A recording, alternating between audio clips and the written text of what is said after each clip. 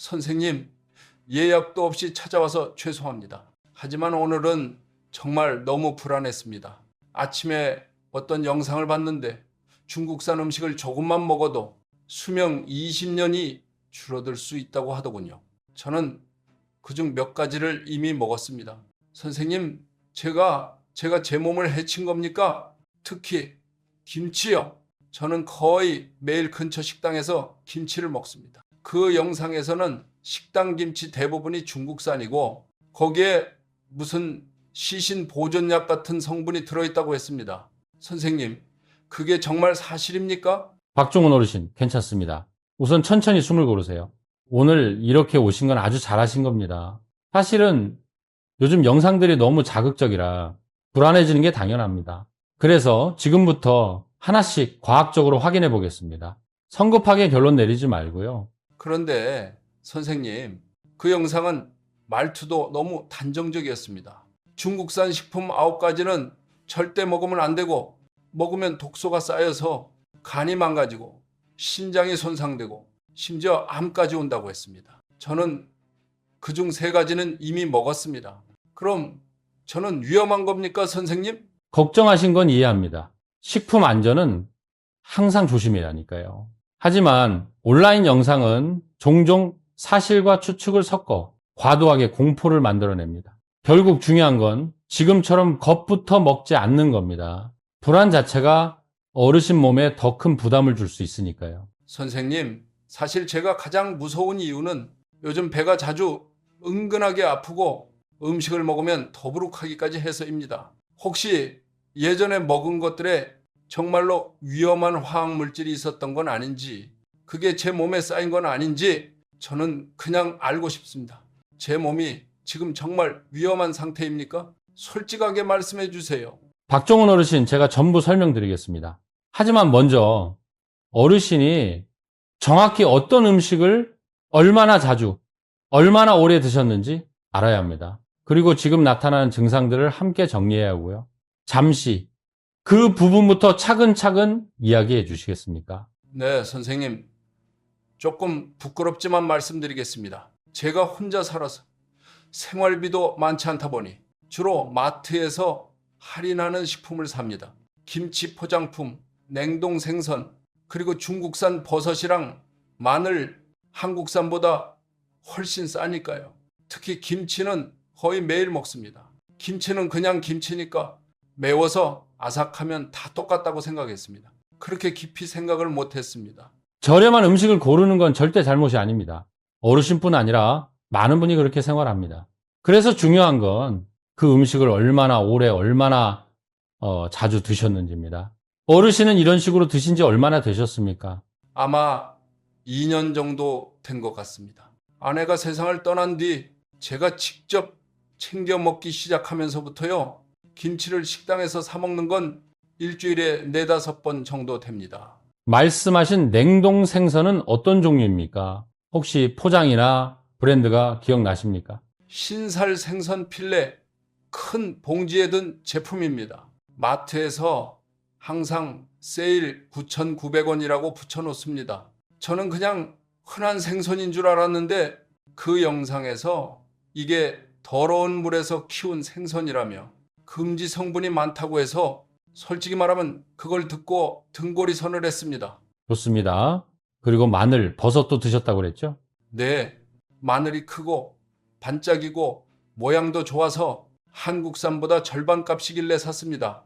예쁘면 좋은 줄 알았는데 영상에서 그 반짝임이 화학 코팅 때문일 수도 있다고 하더군요. 그걸 듣고는 밥도 못 먹었습니다. 버섯도 저는 항상 시고 깨끗한 캔에 든 버섯을 샀습니다. 하얀 게 좋다고 생각했는데 영상에서는 그게 화학 표백일 수도 있다고 해서 정말 무서웠습니다, 선생님. 최근에 나타난 증상은 어떤 것들입니까? 복통, 피로감, 더부룩함, 또는 배변 변화가 있었습니까? 요즘은 배가 자주 아픕니다. 어떤 날은 쥐어짜는 듯 아프다가 사라지고 화장실도 들쑥날쑥합니다. 변비였다가 설사였다가 그리고 자꾸 속이 쓰리고 몸도 이유 없이 피곤합니다.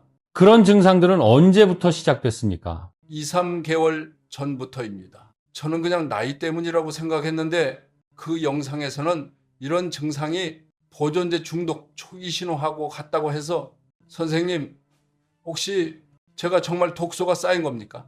박종훈 어르신이 말한 증상들은 실제로 음식 때문일 수도 있지만 사실은 나이, 장 건강 변화, 소화기 예민함 등 여러 이유로도 흔히 나타납니다. 그래서 결론은 하나입니다. 출처가 불확실한 음식을 오래 먹으면 위험성이 높아질 수는 있습니다. 하지만 지금 단계에서 단정적으로 독소 축적이라고 말할 근거는 없습니다. 선생님, 제가 또 걱정되는 게 있습니다. 지난주에 사온 김치를 씻어보는데 빨간 김치 국물이 손에 오래 남아 염색약처럼 지워지지 않더라고요. 3번을 문질러도 안 지워졌습니다. 영상에서도 그게 공업용 색소 때문일 수 있다고 해서 정말 너무 겁났습니다. 그게 제 건강에 위험한 겁니까? 어르신이 직접 확인한 건 잘하셨습니다. 그런데 잠시 설명드리자면 빨간색이 오래 남는다고 해서 바로 독성 물질이라고 단정할 수는 없습니다. 가격이 저렴한 고춧가루 중에는 색이 강하게 남는 종류도 있습니다. 그래서 중요한 건 다음입니다.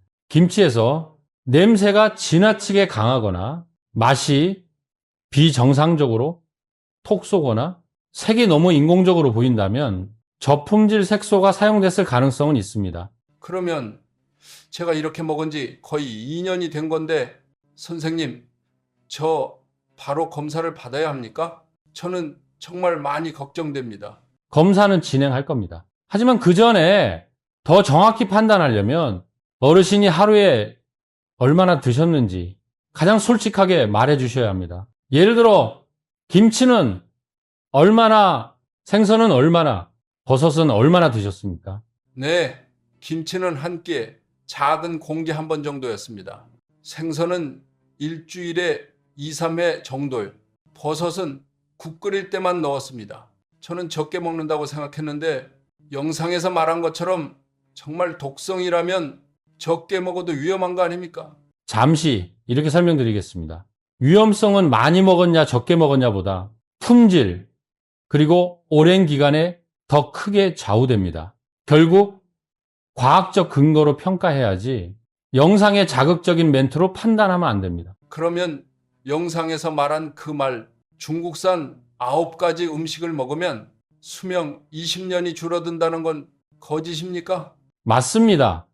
그 말은 과학적 근거가 없습니다. 특정 음식을 먹으면 정확히 20년이 줄어든다는 연구는 존재하지 않습니다. 그건 단순한 공포, 조성, 특히 어르신 세대를 놀라게 만드는 자극적인 표현일 뿐입니다. 선생님 말씀이 그러시니 조금은 마음이 놓입니다. 하지만 그래도 무섭습니다. 저는 그냥 남은 몇 년이라도 건강하게 살고 싶습니다. 자식들에게 짐이 되고 싶지 않습니다. 그 마음 충분히 이해합니다. 그리고 오늘 우리가 만난 이유가 바로 그것입니다.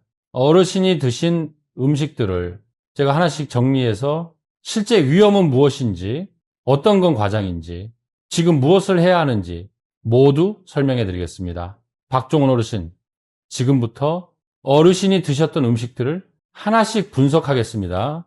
진짜 위험, 가짜 위험, 그리고 당장 점검해야 할 부분을 모두 알려드릴 테니 궁금한 건 편하게 물어보세요. 우선 김치입니다. 이게 어르신을 가장 불안하게 만든 부분이죠. 네, 선생님, 영상에서는 중국산 김치에 시신 보존약이 들어있다고 했습니다. 그 말을 듣고 온몸이 오싹했습니다.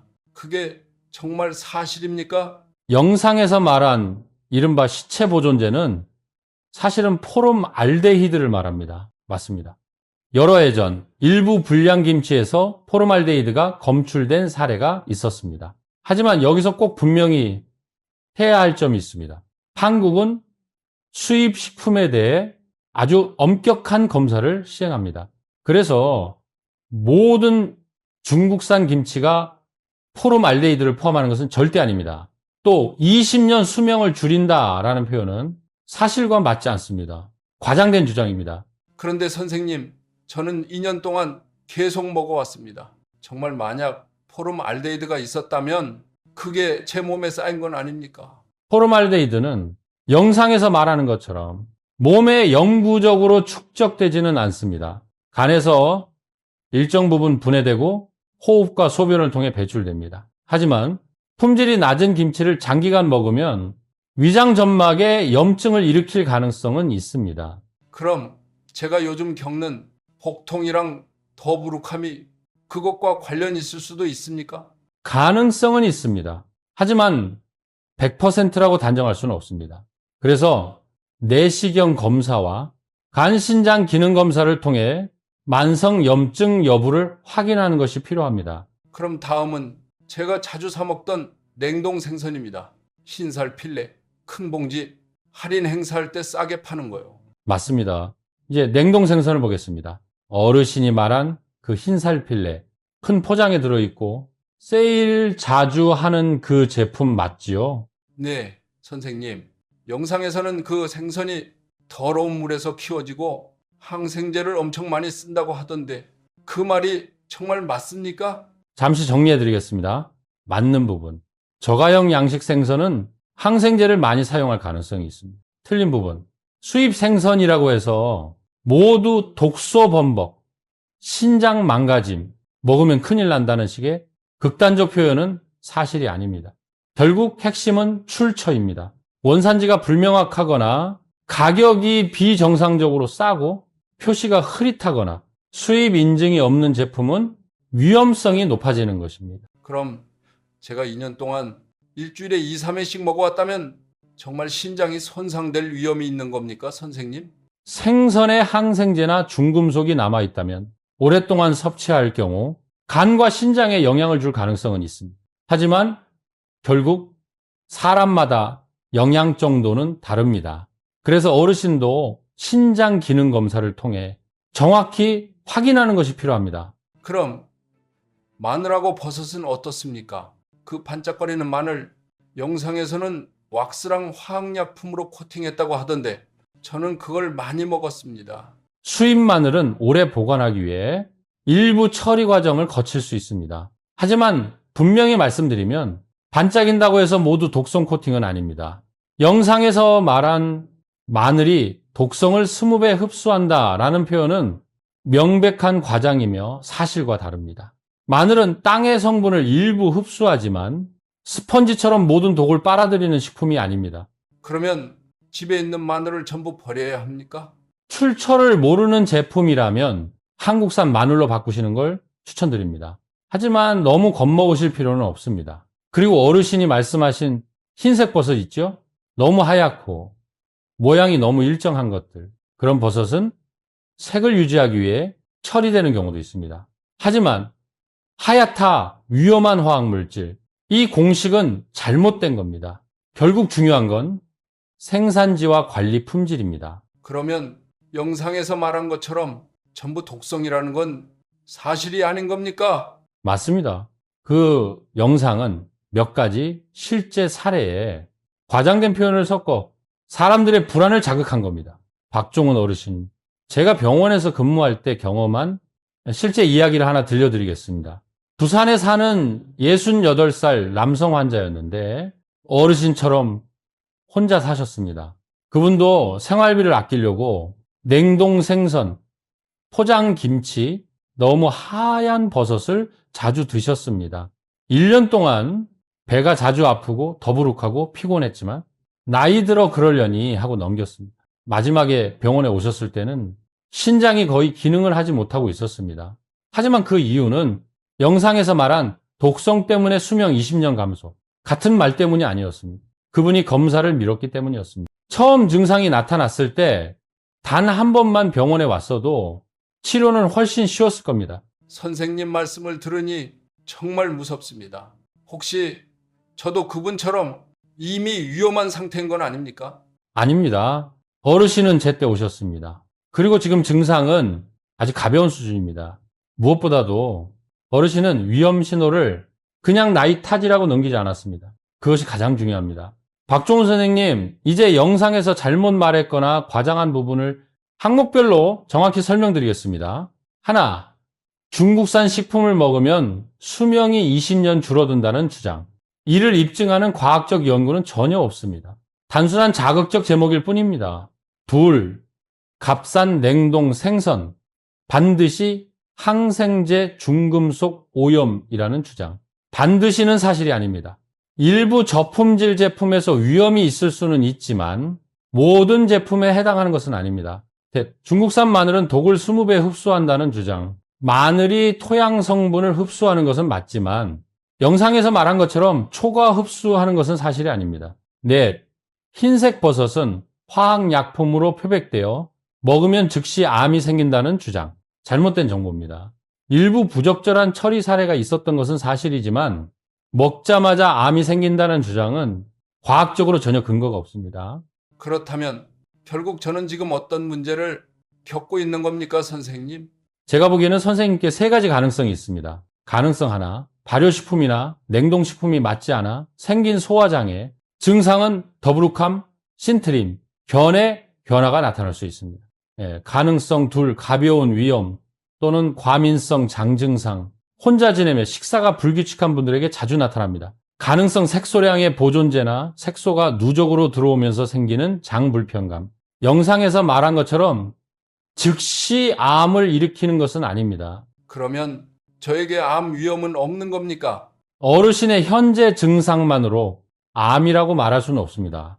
그리고 암은 특정 음식을 몇 년 먹었다고 갑자기 생기는 병이 아닙니다. 유전, 흡연, 음주, 나이 이런 요소들이 훨씬 큰 영향을 줍니다. 그렇군요. 선생님 말씀을 들으니까 정말 안심이 됩니다. 그럼 선생님께서 제가 필요한 검사를 모두 해주시는 거죠? 물론입니다. 우리는 간, 신장, 장 건강, 그리고 기본 혈액 검사를 진행할 겁니다. 중요한 건 어르신을 겁주기 위한 검사가 아니라 위험을 미리 차단하기 위한 검사라는 점입니다. 감사합니다, 선생님. 정말 감사합니다. 박종훈 어르신, 제가 실제로 겪었던 두 가지 사례를 잠시 들려드리겠습니다. 두 분 모두 조금만 먹으면 괜찮다고 생각했습니다. 하지만 단 한 사람만 이 제 시간에 구할 수 있었습니다. 첫 번째 환자는 광주에 사는 오명수 어르신이었습니다. 그분도 어르신처럼 혼자 살았고 생활비를 아끼려고 대부분 저렴한 식품을 드셨습니다. 몇천 원짜리 김치, 큰 봉지 냉동, 흰살 생선, 캔에 든 하얀 버섯, 반짝거리는 싸구려 마늘. 그분은 늘 이렇게 말했습니다. 나는 그냥 하루살이니까 비싼 건 필요 없다. 하지만 바로 그 생각이 가장 위험한 신호를 놓치게 했습니다. 8개월 동안 오명수 어르신은 더부룩함, 복통, 먹으면 피곤함을 느꼈습니다. 하지만 그분은 나이 들어 원래 그렇지 라고 생각했습니다. 아무에게도 말하지 않고 병원도 가지 않았습니다. 그러다 어느 겨울 아침 부엌 바닥에서 그대로 쓰러졌습니다. 세상에, 선생님, 저하고 너무 비슷합니다. 병원에 왔을 때 검사 결과는 이랬습니다. 위점막 심한 염증, 간 기능 저하, 신장 경미한 손상. 제가 그분에게 어떻게 드셨어요? 라고 묻자 그분의 대답은 오늘 어르신이 제게 말씀하신 내용과 거의 똑같았습니다. 말씀만 들어도 등골이 서늘합니다. 하지만 다행히 그분은 아주 늦기 전 병원에 오셨습니다. 몇 달 치료와 식습관 교정 후 건강을 회복했습니다. 그나마 다행이네요. 그럼 두 번째 이야기는요? 두 번째 사례는 최명자 할머니입니다. 그분은 김치를 정말 좋아해서 매 끼니마다 김치가 꼭 있어야 했습니다. 하지만 생활비가 부족해지자 가격이 너무 싼 김치, 큰 봉지 하나에 몇천 원짜리로 바꿨습니다. 그게 제가 마늘이나 버섯을 싸게 샀던 이유와 같네요. 저도 이해합니다. 그분은 1년 동안 그 김치를 계속 먹었습니다. 처음엔 속이 조금 불편했지만 대수롭지 않게 넘겼습니다. 그러다 어느 날 복통이 심해져 딸이 모시고 내시경을 했습니다. 결과는 이렇습니다. 장 점막이 꽤 많이 손상되고 집에서 가져온 김치 샘플에서 이 부적합 색소가 검출된 그분, 지금은 괜찮으신가요? 다행히 발견이 빨랐습니다. 치료 후 상태는 안정됐습니다. 하지만 그분이 제게 이런 말을 했습니다. 이렇게 위험한 줄 알았다면 나는 몇천 원을 아끼지 않았을 거예요. 박종훈 어르신. 제가 이 두 이야기를 드린 이유는 어르신을 겁주기 위해서가 아닙니다. 사실을 분명히 하기 위해서입니다. 모든 저가 식품이 위험한 것은 아닙니다. 그러나 너무 싸고 출처 불명확하고 품질이 떨어지는 제품은 장기간 먹을 경우 염증 자극 보존제 축적의 위험이 있습니다. 결국 가장 위험한 건 음식이 아니라 방치와 무관심, 즉 괜찮겠지라는 생각입니다. 선생님, 이 말씀을 들으니 깨닫습니다. 오늘 병원에 오지 않았다면 저도 그렇게 됐을지 모르겠네요. 어르신이 오늘 오신 건 아주 잘한 결정입니다. 그래서 제가 늘 말씀드리는 게 있습니다. 몸의 작은 변화도 신호입니다. 절대 그냥 넘기지 마세요.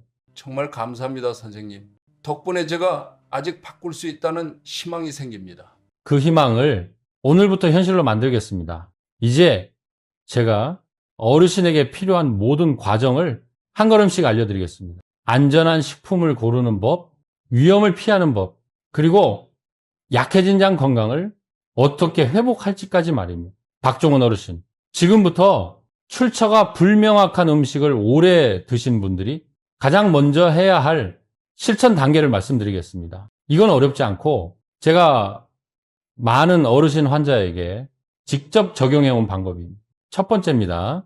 오늘부터는 너무 싼 식당 김치는 드시지 마세요. 대신 아래 세 가지 중 하나를 선택하십시오.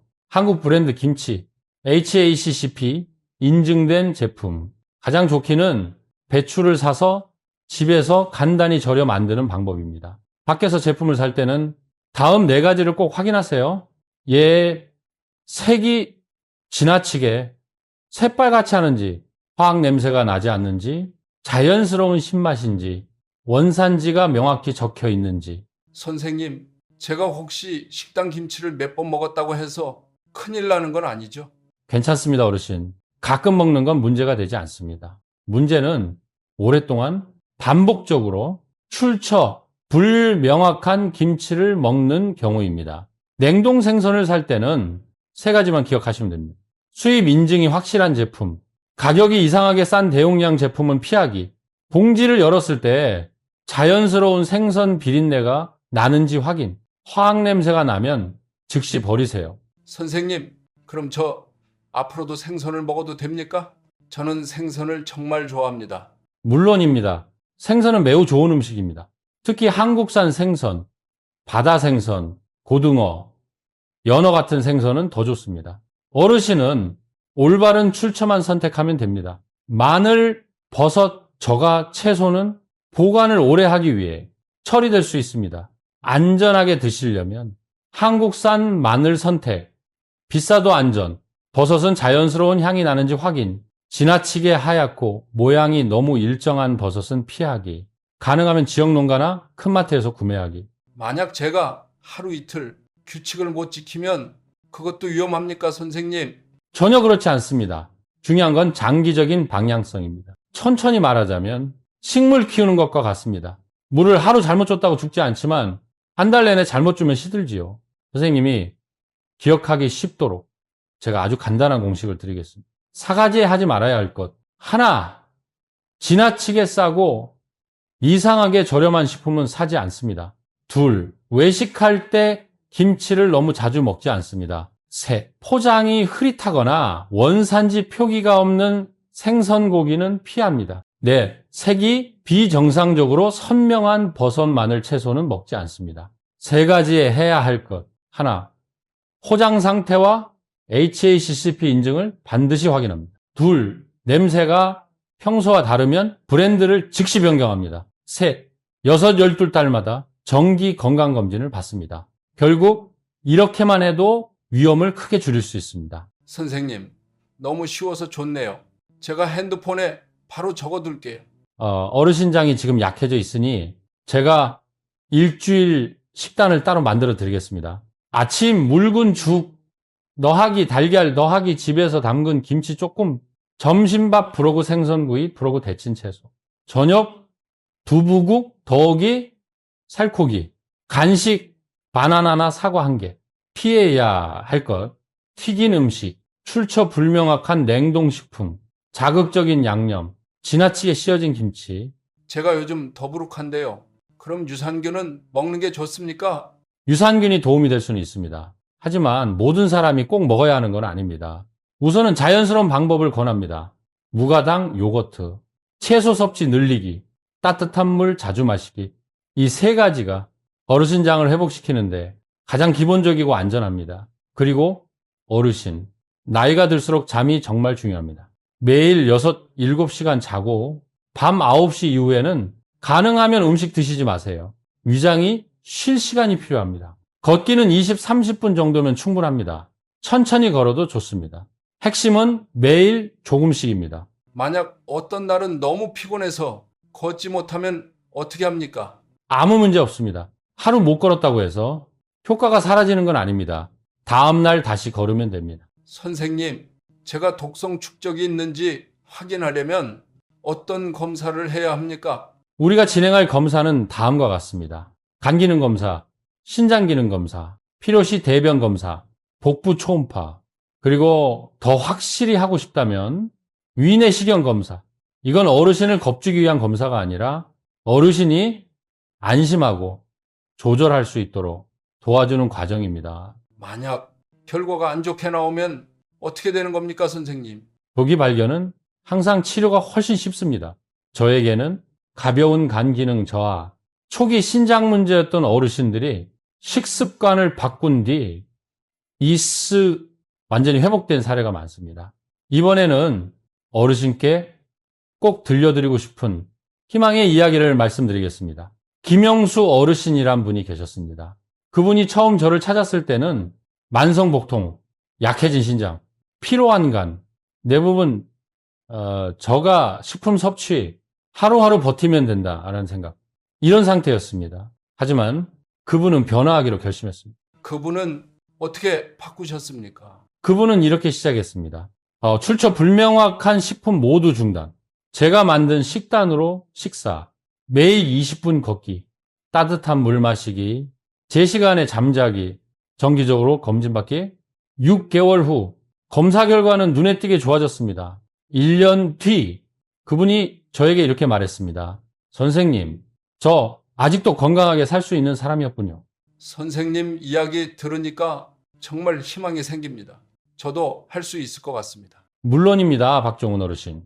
어르신은 지금 가벼운 증상만 있을 뿐입니다. 오늘부터 바꾸면 충분히 회복할 수 있습니다. 어르신이 기억해야 할 건 아주 단순합니다. 안전한 식품을 고르기, 지나치게 싼 제품 피하기, 가볍고 규칙적인 식사, 매일 걷기, 일찍 자기, 정기적으로 건강검진하기. 이 6가지면 충분합니다. 선생님 말씀을 들으니까 생각보다 훨씬 쉬운 것 같습니다. 저 꼭 그대로 하겠습니다. 좋습니다. 제가 늘 믿는 게 있습니다. 어르신들이 정확히 알고 정확히 실천하면 건강은 정말 많이 달라집니다. 박종훈 어르신, 오늘 우리는 정말 중요한 내용을 많이 이야기했습니다. 제가 4가지로 정리해 드리겠습니다. 첫째, 어떤 음식도 영상에서 말한 것처럼 수명 20년을 바로 깎는 음식은 없습니다. 그러나 너무 싼 식품, 출처 불명확한 식품을 오랫동안 먹으면 염증과 쇠약을 일으킬 수 있습니다.